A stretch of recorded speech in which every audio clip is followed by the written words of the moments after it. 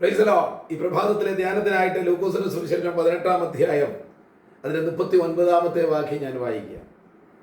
മുന്നടക്കുന്നവർ അവനെ മിണ്ടാതിരിപ്പാൻ ശാസിച്ചു. അവനോ, ദാവീദ് പുത്ര, എന്നോട് കരുണ തോന്നണമേ എന്ന് ഏറ്റവും അധികം നിലവിളിച്ചു. ഒരു കൂട്ടം ആളുകൾ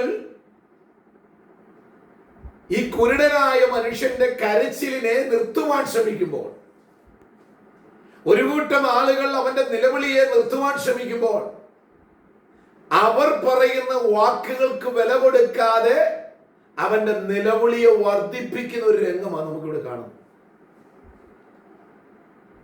കുറെ നാളുകളായി കണ്ണു കാണാത്ത അന്ധനായി വഴിയിൽ ഭിക്ഷ യാചിച്ചുകൊണ്ടിരുന്നതായ ബർത്തിമായി എന്ന് പറയുന്ന ഒരു കുരുടൻ, അവൻ ഇരിക്കുന്ന ആ വഴിയിൽ കൂടെ യേശു കടന്നു പോകുന്നു എന്ന് കേട്ടപ്പോൾ അവന്റെ ഭാവം അങ്ങ് മാറി. അവൻ കിടന്ന് നിലവിളിക്കാനായിട്ട് തുടങ്ങി. അവന്റെ നിലവിളി എന്താണ്? ദാവീദ് പുത്ര, എന്നോട് കരുണ തോന്നണമേ എന്ന് ഏറ്റവും അധികം നിലവിളിച്ചു. എന്നെ ശ്രദ്ധിക്കുന്ന മത്സര സഹോദരങ്ങളെ, നമ്മൾ ദൈവത്തോട് നിലവിളിക്കുകയും പ്രാർത്ഥിക്കുകയും ഒക്കെ ചെയ്യുമ്പോൾ അതിനെയൊക്കെ നിർത്താൻ വേണ്ടി പലരും ശ്രമിക്കും. ഇത്രയും ശബ്ദത്തിൽ പ്രാർത്ഥിക്കണോ? ഇത്രയും ശബ്ദത്തിൽ ആരാധിക്കണോ? ഇത്രയും ശബ്ദത്തിൽ പാടണമോ എന്നൊക്കെ ചോദിക്കുന്നവരുണ്ട്. ചോദിക്കുന്നവരവിടെ ഇത് ചോദിക്കട്ടെന്ന്. ഹൃദയം നിറയുമ്പോൾ വാ സംസാരിക്കും. പരീക്ഷയിൽ നല്ല മാർക്കോടെ ഉന്നത വിജയം കരസ്ഥമാക്കിയ ഒരു കുഞ്ഞിന് മാത്രമേ അറിയത്തുള്ളൂ ആ കുഞ്ഞിന്റെ ഉള്ളിലുള്ള സന്തോഷത്തിന്റെ ആ വലിപ്പം. അത് പിടിച്ചടക്കാനായിട്ട് സാധിക്കത്തില്ലെന്ന്. വർഷങ്ങളായി കുഞ്ഞുങ്ങളില്ലാതിരുന്ന ഒരു കുടുംബത്തിലേക്ക് ഒരു കുഞ്ഞ് പിറന്നു വീഴുമ്പോൾ അവരുടെ സന്തോഷം ആർക്കെങ്കിലും അടക്കി വെക്കാൻ കഴിയുമോ? എന്നെ ശ്രദ്ധിക്കുന്ന വാത്സല്യ സഹോദരങ്ങളെ, നമ്മൾ അനുഭവിക്കുന്ന ദൈവിക സമാധാനം മറ്റുള്ളവർക്ക് ഒരുപക്ഷെ അറിയത്തില്ല. അറിയാത്തത് കൊണ്ടാണ് അവരൊക്കെ നമ്മളെ ഒതുക്കാൻ ശ്രമിക്കുന്നത്. ഇങ്ങനെയൊന്നും പ്രാർത്ഥിക്കേണ്ട ആവശ്യമൊന്നുമില്ലെന്ന്, ഇങ്ങനെയൊന്നും പാടേണ്ട ആവശ്യമൊന്നുമില്ലെന്ന്. അതെ, അവരുടെ ഭാഷയിൽ അത് ശരിയായിരിക്കാം.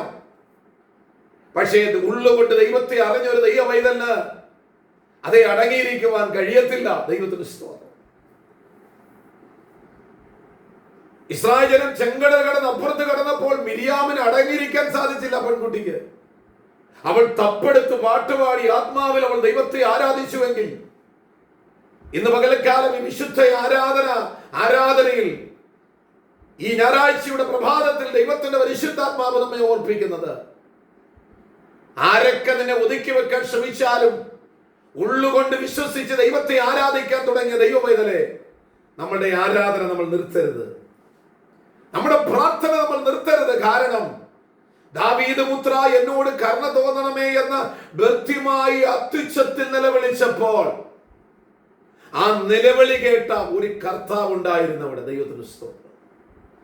ആ യേശു മടങ്ങി വന്ന് ഈ കുരുടന് കാഴ്ച കൊടുക്കുന്ന രംഗം നമുക്കിവിടെ കാണുവാൻ സാധിക്കുന്നു. നഷ്ടപ്പെട്ടവർക്ക് മാത്രമേ നഷ്ടപ്പെടേണ്ട വേദന ഉണ്ടാകത്തുള്ളൂ.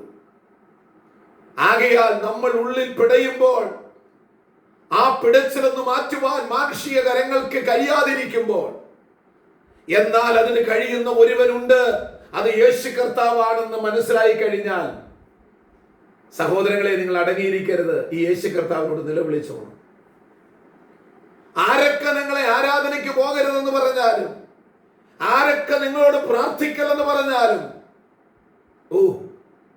ദാനിയേല് മുട്ടുമടക്കി ദൈവസഭയിൽ പ്രാർത്ഥിക്കുന്നത് കണ്ടിട്ട അവന്റെ ശത്രുക്കൾ ദാനിയേലിന്റെ പ്രാർത്ഥനയെ നിർത്തുവാനാണ് രാജാവിനെ കൊണ്ട് രേഖ എഴുതിയത്.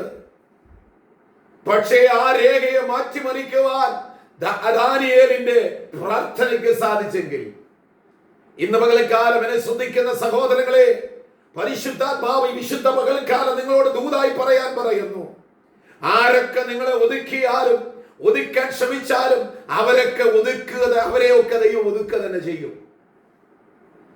അതുകൊണ്ട് നമ്മുടെ നിലവിളി ഉയരട്ടെ. നമ്മുടെ ഉള്ളിലുള്ള സന്തോഷം നമ്മൾ പ്രദർശിപ്പിക്കേ പറ്റൂ. പാടാം, പ്രാർത്ഥിക്കാം, ആരാധിക്കാം, ആത്മാവിലാകാം. കൃപ പ്രാപിച്ചവർ, കൃപാവരങ്ങൾ ലഭിച്ചവർ അടങ്ങിയിരിക്കരുത്. ഈ പകൽക്കാലം ദൈവാലയത്തിലേക്ക് നിങ്ങൾ പോകുമ്പോൾ, ദൈവസന്നിധിയിൽ മുട്ടുമടക്കുമ്പോൾ, നിങ്ങളുടെ കുടുംബ പ്രാർത്ഥനകൾ, നിങ്ങളുടെ വ്യക്തിപരമായ പ്രാർത്ഥനകൾ, നിങ്ങളുടെ സഭാരാധനകൾ, നിങ്ങൾ ആത്മാവിൽ ശക്തമായ ദൈവത്തെ ആരാധിക്കണം. കാരണം നിങ്ങൾക്കൊരു വിടുതലുണ്ട്. ദീർഘനാളുകളായി കണ്ണുകൾ കാണാതിരുന്ന മനുഷ്യനിത യേശുവിനോട് നിലവിളിച്ചപ്പോൾ അവന്റെ കണ്ണിന് കാഴ്ച ലഭിച്ചെങ്കിൽ, ദീർഘവർഷങ്ങളായി നമ്മൾ പ്രാർത്ഥിച്ചു കൊണ്ടിരിക്കുന്ന ചില വിഷയത്തിന്മേൽ നമ്മുടെ ആരാധനയിലായിരിക്കും ദൈവപ്രസാദം ലഭിക്കുന്നത്. സ്തോത്രം. അതുകൊണ്ട് എവിടെയെങ്കിലും ഒതുങ്ങിക്കൂടി വിശുദ്ധ ആരാധനാ സമയത്തൊക്കെ ആരാധനയ്ക്ക് പോകാതെ, വീട്ടിനകത്തൊക്കെ ഒതുങ്ങിക്കൂടിയിരുന്ന് പോകാതെ, സത്യദൈവത്തെ ആത്മാവിലും സത്യത്തിലും ആരാധിപ്പാൻ മുൻപോട്ട് ഇറങ്ങുക. ബദ്ധ്യമായിട്ട് നിലവിളി കേട്ട് വിടുവിച്ച ദൈവം ഇന്ന് പകൽക്കാലം നിങ്ങളെയും വിടുവിക്കും.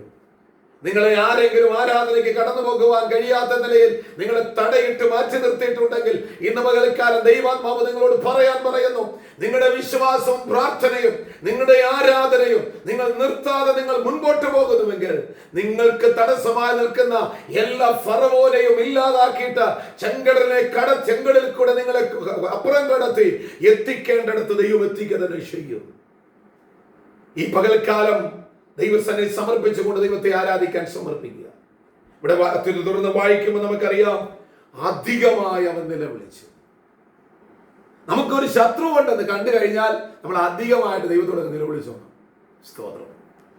ആകയാൽ ഇന്ന് പകൽക്കാലം ശത്രുവിനെ പേടിച്ച് നിർത്തേണ്ടതല്ല നമ്മുടെ പ്രാർത്ഥന. ശത്രുക്കളുടെ ശബ്ദവും അവരുടെ ദേഷ്യപ്പെടലും അവർ നമ്മളോട് കാണിക്കുന്ന ആ മനോഭാവം ഒന്നും നോക്കി നമ്മുടെ പ്രാർത്ഥന ആരാധന ഒന്നും നിർത്തരുത്. പ്രാർത്ഥിച്ചോ, മുന്നോട്ട് കയറിക്കോ. ഇന്ന് പകൽക്കാലം ദൈവം നിങ്ങൾക്ക് വേണ്ടി അത്ഭുതം പ്രവർത്തിക്കാൻ പോവുക. വിശ്വസിക്കുക. ഈ പകൽക്കാലം എനിക്ക് എന്റെ ജീവിത അനുഭവത്തിൽ കൂടെ എനിക്ക് പറയുവാൻ കഴിയും. സ്തോത്രം. അടക്കി വെക്കുവാൻ, ഒതുക്കി വെക്കുവാൻ ആരൊക്കെ ശ്രമിച്ചാലും അതിന്റെ മധ്യത്തിൽ ഉയർത്തിക്കൊണ്ടുവരുന്ന ഒരു ദൈവത്തിന്റെ പരിശുദ്ധാത്മാവിന്റെ ശക്തി, ഉണങ്ങിയ അസ്ഥികളെ ജീവിപ്പിച്ചതായ അതേ ദൈവത്തിന്റെ പരിശുദ്ധാത്മാവിന്റെ സാന്നിധ്യം നിന്റെ മേൽ, ദൈവമേതലേ നമ്മുടെ ഓരോരുത്തരുടെ മേലും ഉണ്ട്. ദൈവം നമ്മളെ ഉയർത്തും. ദൈവം നമ്മുടെ കരത്തെ പിടിച്ചവൻ ഉയർത്താൻ പോകുക.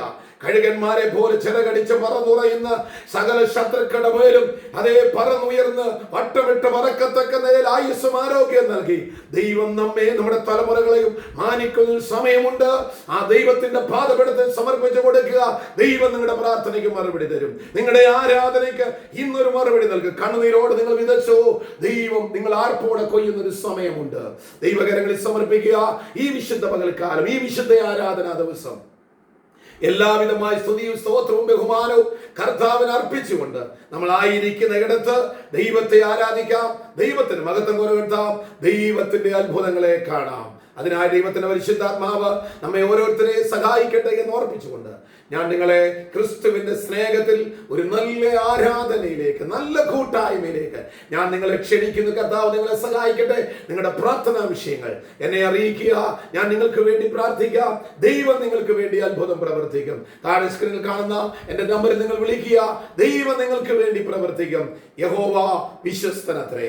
ദൈവം രോഗശാന്തി, രോഗസൗഖ്യം നൽകുന്നവനാണ്. പാപ മോചനം നൽകുന്ന ദൈവമാണ്. ഈ യേശുവിൽ വിശ്വസിക്കുക, എന്നാൽ നീയും നിന്റെ കുടുംബവും രക്ഷ പ്രാപിക്കും. ഈ വചനങ്ങളാൽ ദൈവം നിങ്ങളെല്ലാവരെയും അനുഗ്രഹിക്കുമാറാകട്ടെ. ആമേൻ.